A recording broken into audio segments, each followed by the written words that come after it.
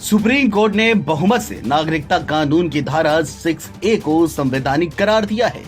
4 जजों ने फैसले का समर्थन किया, जबकि जस्टिस जेबी पारदीवाला ने असहमति जताई। मुख्य न्यायाधीश डीवाई चंद्रचूड़ ने कहा कि राज्यों को बाहरी खतरों से बचाना केंद्र सरकार का कर्तव्य है। आर्टिकल 355 के तहत कर्तव्य को अधिकार मानना नागरिकों और अदालतों को आपातकालीन अधिकार देगा जो विनाशकारी होगा। सुप्रीम कोर्ट ने बहुमत से लिए गए फैसले में नागरिकता अधिनियम की धारा 6A की संवैधानिक वैधता को बरकरार रखा। यह असम में प्रवासियों को नागरिकता प्रदान करती है।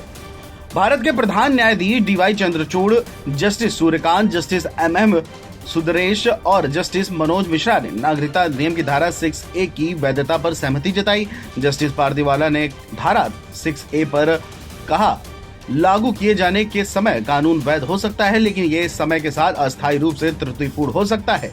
सर्वोच्च अदालत ने फैसले में कहा कि असम में प्रवेश और नागरिकता प्रदान करने के लिए 25 मार्च 1971 तक की समय सीमा सही है। किसी राज्य में विभिन्न जातीय समूहों को उपस्थिति का मतलब अनुच्छेद 29A का उल्लंघन नहीं है।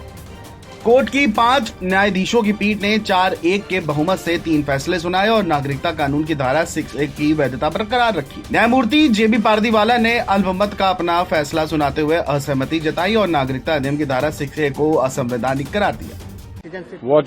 Whatever 6A did to reflect on the accord of Assam, that has been upheld by the majority of this court. So whatever rights were recognized in 6A based on the Assam Accord, those rights have been upheld by the Supreme Court. Supreme court ने फैसले में कहा कि किसी राज्य में अलग अलग जाति समूहों का होना आर्टिकल 29A का उल्लंघन नहीं है। याचिकाकर्ता को यह साबित करना होगा कि एक जाति समूह अपनी भाषा और संस्कृति की रक्षा नहीं कर सकता, क्योंकि वहां दूसरा जाति ग्रुप भी रहता है।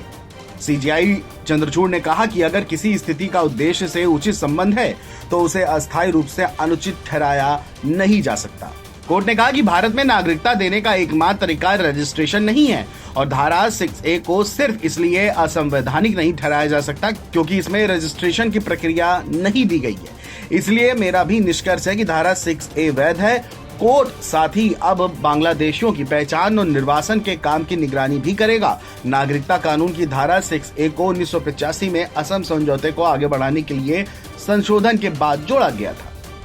मुख्य न्यायाधीश ने आगे ये भी कहा कि ये केंद्र सरकार का कर्तव्य है कि वह राज्यों को बाहरी आक्रमणों से बचाए।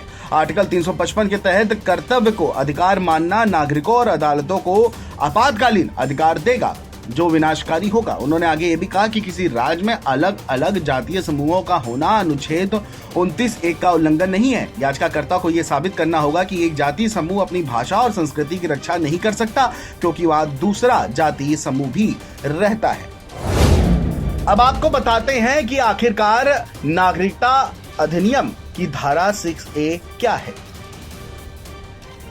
दरअसल 1979 में असम में अवैध प्रवासियों को बाहर निकालने की मांग को लेकर ऑल असम स्टूडेंट यूनियन आसू ने आंदोलन शुरू किया। लगभग 6 साल तक चले आंदोलन के बाद 1985 में एक समझौता हुआ जिसे असम अकॉर्ड कहा जाता है। ये समझौता केंद्र सरकार, असम सरकार और आंदोलनकारियों के बीच हुआ।